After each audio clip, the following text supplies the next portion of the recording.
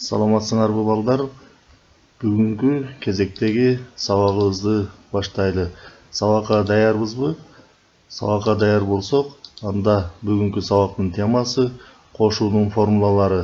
Алгач сабактын максаты менен таанышып алалы. Бүгүнкү сабакта биз тригонометриялык функциялардын өз ара катнаштарын туюнтуучу формулаларды колдонуу көндүмдөрүңөрдү ышыктайсыңар. Кошуунун формулалары жөнүндө түшүнүк аласыңар жана колдонууну үйрөнөсүңөр.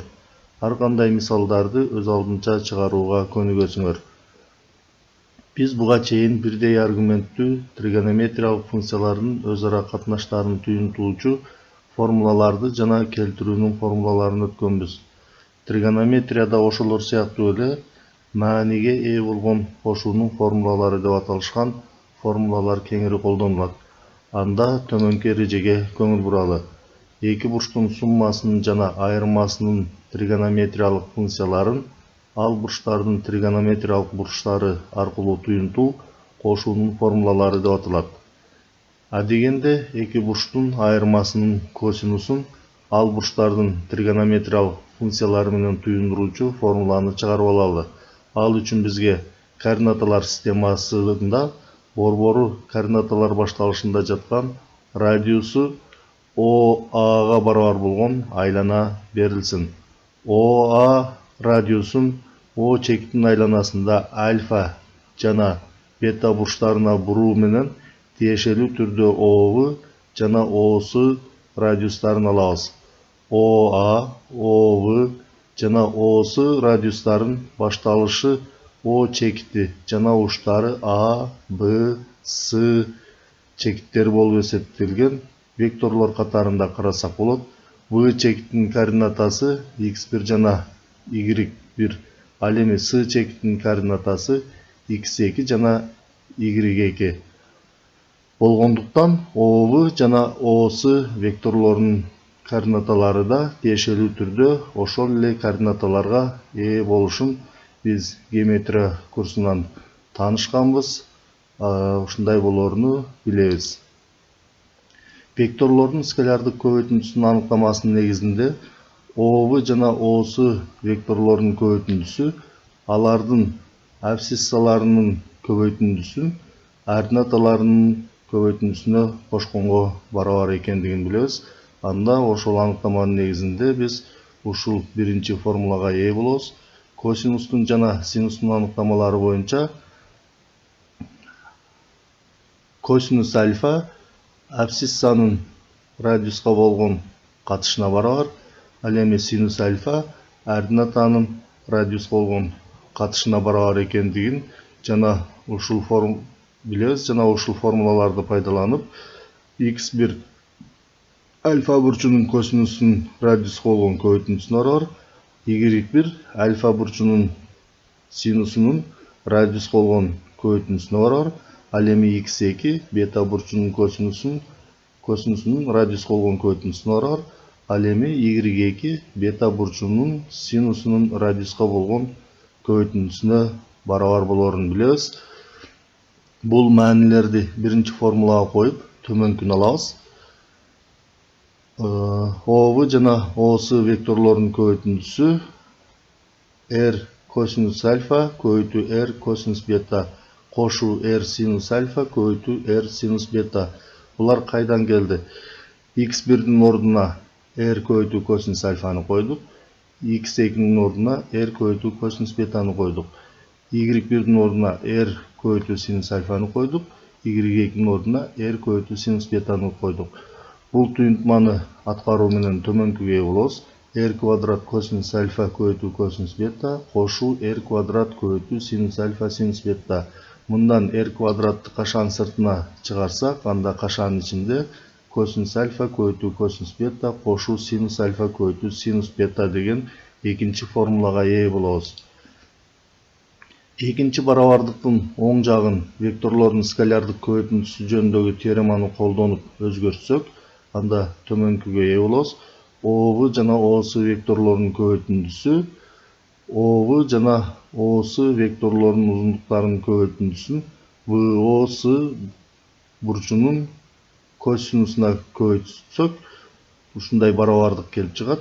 ОV жана ОС векторлорунун арасындагы ВОС бурчу альфа кемитүү бета же 2π кемитүү каша ичинде альфа кемитүү бетага барабар болушур же алардын бүтүн санга эселүү толук бурчтун чоңдугуна айырмаланышы мүмкүн. Ошондуктан бул учурлардын бардыгында ВОС бурчунун косинусу косинус каша ичинде альфа минус бетага барабар экендиги келип чыгат. Мындан ОV жана ОС узундуктары бири-бирине барабар жана алардын ар биринин узундугу радиуска барабар экендигин эске алып төмөнкүгө ээ болобуз. ОV жана ОС векторлорунун көбөйтүндүсү R көбөйтүү R косинус альфа кемитүү бетага. Мында бул туюнтманы өзгөртсөк, R-дерге көчсөк R квадрат болот, ошондо төмөнкүгө ээ болобуз. ОV жана ОС векторлорунун көбөйтүндүсү R квадрат косинус альфа кемитүү бетага. Экинчи жана үчүнчү барабардыктардын сол жактары барабар, демек алардын оң жактары дагы барабар болот.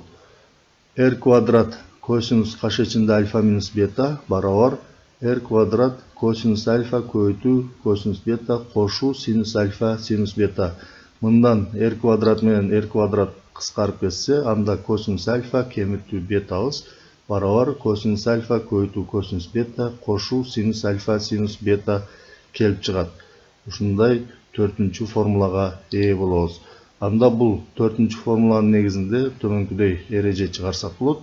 Эки бурчтун айырмасынын косинусу ал бурчтардын косинустарынын көбөйтүндүсүнө ошол эле бурчтардын синустарынын көбөйтүндүсүн кошконго барабар. Төртүнчү формуланы колдонуп, эки бурчтун суммасынын косинусун оңой эле таап алсак болот. Эки бурчтун суммасынын косинусу эмнеге барабар? Бул туюнтманы чыгаруу үчүн төмөнкүдөй кылып өзгөртүп алсак болот. Косинус альфа кемитүү минус бета деп эки бурчтун айырмасынын косинусу түрүндө өзгөртүп алсак болот. Бул туюнтмада кашаны ачсак, минус менен минус плюс болот, косинус альфа кошу бетаны берет. Эми бул жерден эки бурчтун сум айырмасынын косинусунун формуласын пайдаланып, бул туюнтманы төмөнкүдөй өзгөртүп алсак болот. Косинус альфа көбөйтүү косинус минус бета кошу синус альфа көбөйтүү синус минус бета. Бул жерде косинус жуп функция болгондуктан косинус минус бетанын мааниси косинус бетага барабар. Ал эми синус так функция болгондуктан синус минус бетанын мааниси минус синус бетага барабар. Демек, ошол эрежелердин негизинде анда бул туюнтмабыз төмөнкүгө барабар болот. Косинус альфа көбөйтүү косинус бета кемитүү синус альфа көбөйтүү синус бета.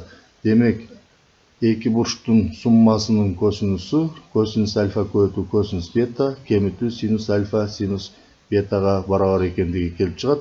Анда ушундай формулага ээ болобуз. Бул формуланын негизинде төмөнкүдөй аныктаманы чыгарып алсак болот. Эки бурчтун суммасынын косинусу ал бурчтардын косинустарынын көбөйтүндүсүнөн ошол эле бурчтардын синустарынын көбөйтүндүсүн кемиткенге барабар. Эки бурчтун суммасынын синусунун формуласын чыгаруу үчүн 5-чи формуланы жана келтирүүнүн формуласын колдонсок болот. Бизге эки бурчтун суммасынын синусун табуу үчүн бул туюнтманы төмөнкүдөй түргө өзгөртүп алсак болот. Косинус пи бөлү 2 минус каша ичинде альфа кошу бетага бул келтирүүнүн формуласынын негизинде косинус пи бөлү 2 кемитүү альфа кошу бетабыз синус альфа кошу бетаны берет. Бул туюнтманы кашаны ачып, эки-экиден топтоп төмөнкүдөй түргө келтирип алсак болот. Косинус пи бөлү 2 кемитүү альфа кемитүү бета.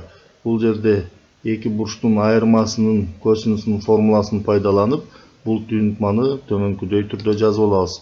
Косинус пи бөлү 2 кемитүү альфа көбөйтүү косинус бета кошу синус пи бөлү 2 кемитүү альфа көбөйтүү синус бета. Бул жерде келтирүүнүн формуласынын негизинде косинус пи бөлү 2 кемитүү альфабыз синус альфага барабар. Ал эми синус пи бөлү 2 кемитүү альфабыз косинус альфага барабар. Анда бул түнтманы төмөнкүдөй түрдө жазып алабыз. Синус альфа көбөйтүү косинус бета кошуу косинус альфа көбөйтүү синус бета. Демек эки бурчтун суммасынын синусу синус альфа көбөйтүү косинус бета кошуу косинус альфа көбөйтүү синус бетага барабар. Бул формуланын негизинде төмөнкүдөй эреже чыгарсак болот. Эки бурчтун суммасынын синусу биринчи бурчтун синусу менен экинчи бурчтун косинусунун көбөйтүндүсүнө биринчи бурчтун косинусу менен экинчи бурчтун синусун кошконго барабар. Эки бурчтун айырмасынын синусунун формуласын чыгаруу үчүн 6-чы формуланы колдонуп оңой эле чыгарып алсак болот. Эки бурчтун айырмасынын синусун чыгаруу үчүн бул туюнтманы төмөнкүдөй түрдө жазып алабыз. Синус альфа кошуу каша ичинде минус бета. Бул туюнтмада кашадан минус бетаны кашадан чыгарсак, синус альфа кемитүү бетаны берет. Демек, бул туюнтманын негизинде эки бурчтун суммасынын синусу төмөнкүдөй түрдө жазылат. Синус альфа көбөйтүү косинус минус бета кошуу косинус альфа синус минус бета. Алдыңкы формулада айткандай эле косинус жуп функция болгондуктан косинус минус бетабыз косинус бетага барабар. Ал эми синус так функция болгондуктан синус минус бетабыз минус синус бетага барабар. Демек, ошол эрежелердин негизинде бул туюнтманы төмөнкүдөй түрдө жазып алабыз. Синус альфа көбөйтүү косинус бета кемитүү косинус альфа синус бета. Демек, эки бурчтун айырмасынын синусу синус альфа көбөйтүү косинус бета кемитүү косинус альфа көбөйтүү синус бетага барабар экен. Бул формуланын негизинде төмөнкүдөй эрежени чыгарып алсак болот. Эки бурчтун айырмасынын синусу биринчи бурчтун синусу менен экинчи бурчтун косинусунун көбөйтүндүсүнөн биринчи бурчтун косинусу менен экинчи бурчтун синусун кемиткенге барабар. Тангенс жана котангенс үчүн кошуунун формулаларын чыгаруу үчүн 4-чү, 5-чи, 6-чы, 7-чи формулаларды колдонуп чыгарабыз. Эки бурчтун суммасынын жана айырмасынын тангенси төмөнкү формулага барабар. Тангенс альфа плюс минус тангенс бета бөлүү 1 минус плюс тангенс альфа көбөйтүү тангенс бета. Ал эми эки бурчтун суммасынын жана айырмасынын котангенси төмөнкүгө барабар. 1 минус плюс тангенс альфа көбөйтүү тангенс бета, тангенс альфа плюс минус тангенс бета. Биринчи формуладан эки бурчтун суммасынын тангенсин далилдеп көрөлү. Тангенс альфабыз синус альфа бөлүү косинус альфага барабар экендигин билебиз. Анда бул туюнтманы төмөнкүдөй түрдө жазып алсак болот. Синус альфа кошуу бета косинус каша ичинде альфа кошуу бета. Бул жерде эки бурчтун суммасынын синусунун формуласын колдонуп алымын өзгөртөбүз. Ал эми эки бурчтун суммасынын косинусунун формуласын колдонуп бөлүмүн төмөнкүдөй түрдө өзгөртүп жазып алабыз. Алымы ошондо синус альфа көбөйтүү косинус бета кошуу косинус альфа көбөйтүү синус бетага барар. Ал эми бөлчөктүн бөлүмү косинус альфа көбөйтүү косинус бета кемитүү синус альфа көбөйтүү синус бетага барар. Бөлчөктүн жана алымын бир эле санга көбөйтсөк же бөлсөк бөлчөктүн мааниси өзгөрбөйт деген эреженин негизинде бул бөлчөктүн алымын дагы бөлүмүн дагы бир эле косинус альфа көбөйтүү косинус бета деген санга бөлүп алабыз. Анда төмөнкүдөй түрдө жазып алсак болот. Синус альфа көбөйтүү косинус бета бөлүү косинус альфа көбөйтүү косинус бета кошуу косинус альфа көбөйтүү синус бета бөлүү косинус альфа көбөйтүү косинус бета. Бөлүмүн дагы ошол эле санга бөлөбүз. Косинус альфа көбөйтүү косинус бетаны косинус альфа көбөйтүү косинус бетага кемитүү синус альфа көбөйтүү синус бетаны косинус альфа көбөйтүү косинус бетага. Анда бул жерде косинус бета менен косинус бета кыскарса, биринчи бөлчөктө синус альфа бөлүү косинус альфа калат. Кошуу косинус альфа менен косинус альфа кыскарса, sinus beta bölü kosinus beta kılат. Al эми bölümünde birinci bölçöktün alımı menen bölümü kıskarıp ketсе, birinci bölçöktö 1 kalat. Kemitүү bu ekinci bölçöktü her birin көбөйтүүнү түрүндө жазып алабыз. Sinus alfa bölü kosinus alfa көбөйтүү sinus beta bölü kosinus beta деп. Бұл жерде sinus alfa bölü kosinus beta'sı tangens alfaga барар. Ал эми sinus beta bölü kosinus beta'сы tangens betaga барар. 1 kemitүү sinus alfa bölü kosinus alfасы tangens alfaga барар. Көбөйтүү sinus beta bölü kosinus beta'сы tangens betaga барар. Анда эки бурчтун суммасынын тангенси tangens alfa кошу tangens beta bölü 1 kemitүү tangens alfa көбөйтүү tangens beta'га барар экендиги келип чыгат. Калганын силер өз алдыңарча далилдеп коесуңар. Анда ушул формулаларды колдонуп төмөнкүдөй мисалдарды чыгарып көрөлү. Бизге косинус 105 градус деген мисал берилсин. Ушул мисалдын туюнтманын маанисин табалы. Ал үчүн биз косинус эки бурчтун суммасынын косинустун формуласын колдонуп, бул туюнтманы төмөнкүдөй түрдө өзгөртүп жазып алсак болот. Косинус 105 градусту эки бурчтун суммасынын туюнтмасы түрүндө өзгөртүп жазып алдык. Башкача айтканда косинус 60 градус кошу 45 градус деп, 60 градусту 45 градуска кошсок 105 градус болот. Эки бурчтун суммасынын косинусунун формуласы төмөнкүдөй жазыларыны биз жана айтып өттүк. Ушул формуланы колдонуп, бул туюнтманы төмөнкүдөй түрдө жазып алабыз. Косинус 60 градус көбөйтүү косинус 45 градус, кемитүү синус 60 градус көбөйтүү синус 45 градус. Косинус 60 градустун мааниси 2-ден 1-ге барар, көбөйтүү косинус 45 градустун мааниси тамырасты 2 бөлүү 2-ге барар. Кемитүү ал эми синус 60 градустун мааниси тамырасты 3 бөлүү 2-ге барар, синус 45 градустун мааниси тамырасты 2 бөлүү 2-ге барар. Бул жерде бөлчөктөрдү көбөйтсөк, төмөнкүдөй туюнтма келип чыгат. Тамырасты 2 бөлүү 4, кемитүү тамырасты 2 көбөйтүү тамырасты 3 бөлүү 4. Бул туюнтмадан тамырасты 2 бөлүү 4-тү кашан сыртына чыгарсак, анда тамырасты 2 бөлүү 4 көбөйтүү каша ичинде 1 минус тамырасты 3 келип чыгат. Экинчи мисалга көңүлүбүздү буралы. Туюнтманын маанисин тапкыла дептир. Бизге төмөнкүдөй туюнтма берилиптир. Синус 63 градус көбөйтүү косинус 27 градус, кошуу косинус 63 градус көбөйтүү синус 27 градус. Бул туюнтманы чыгаруу үчүн кайсы формуланы колдонобуз? Бул туюнтманы чыгаруу үчүн ушул формуланы колдонобуз. Бул формула кайсы формула? Бул формула эки бурчтун суммасынын синусу. Демек эки бурчтун суммасынын синусу синус альфа көбөйтүү косинус бета кошуу косинус альфа көбөйтүү синус бетага барабар экендигин билебиз. Анда ушул формуланын негизинде бул туюнтманы төмөнкүдөй түрдө жазып алсак болот. Синус 63 градус кошуу 27 градус. 63 градусту 27 градуска кошсок, анда синус 90 градуска барабар болот. Синус 90 градустун мааниси 1-ге барабар. Демек, ушундай кылып, ушул формуланын негизинде ушул туюнтманын маанисин таап. Үчүнчү мисалда tangens alfanын мааниси 2-ге барабар экен жана альфа бурчубуз биринчи чейректе жатат экен. Башкача айтканда альфа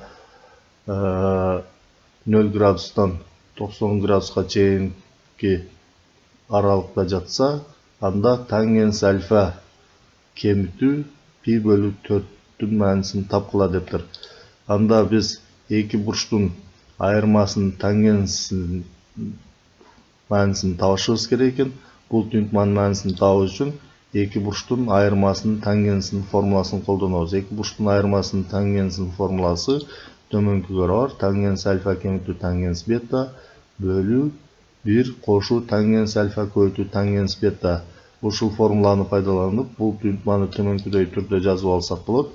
Tangens альфа кемитүү tangens пи бөлү 4 бөлүү 1 кошуу tangens альфа көбөйтүү tangens пи бөлү 4. Бул жерде tangens alfa kemiti tangens pi bölü 4'ün manisi 1'ge barar. Anda bölümü tömönküдөй bolot. 1 qoşu tangens alfa. Bul jerde tangens alfanın orduna tangens alfanın manisini koysok, anda bul tүйүнтмабыз tömönküдөй түрдө жазылат. 2 kemiti 1, 1 qoşu 2 barabar 3'ten 1. Demek 2 burçtun tangens alfanın manisi 2'ye barabar bolganda 2 burçtun ayırmasının tangensi 3'ten 1'ge barabar bolat eken. Sizlerge үйгө тапшырма окуу китебиңердеги номер 63, 67 жана 68-ci misalдар берилди. Ушул мисалдарды өз алдыңарча иштейсиңер. Сабакка көңүл бурганыңар үчүн чоң рахмат.